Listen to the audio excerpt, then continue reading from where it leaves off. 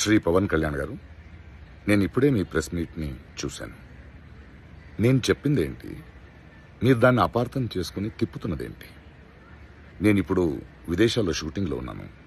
30వ తారీఖు తర్వాత వచ్చి మీ ప్రతి మాటకి సమాధానం చెప్తాను.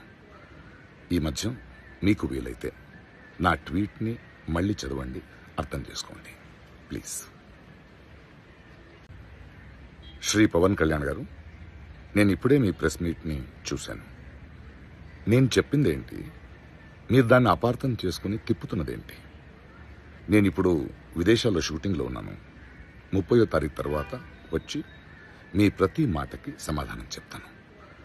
ఈ మధ్య మీకు వీలైతే నా ట్వీట్ని మళ్ళీ చదవండి, అర్థం చేసుకోండి ప్లీజ్. శ్రీ పవన్ కళ్యాణ్ గారు, నేను ఇప్పుడే మీ ప్రెస్ మీట్ని చూశాను. నేను చెప్పిందేంటి, మీరు దాన్ని అపార్థం చేసుకుని తిప్పుతున్నదేంటి? నేనిప్పుడు విదేశాల్లో షూటింగ్లో ఉన్నాను. 30వ తారీఖు తర్వాత వచ్చి మీ ప్రతి మాటకి సమాధానం చెప్తాను. ఈ మధ్య మీకు వీలైతే నా ట్వీట్ని మళ్ళీ చదవండి, అర్థం చేసుకోండి ప్లీజ్.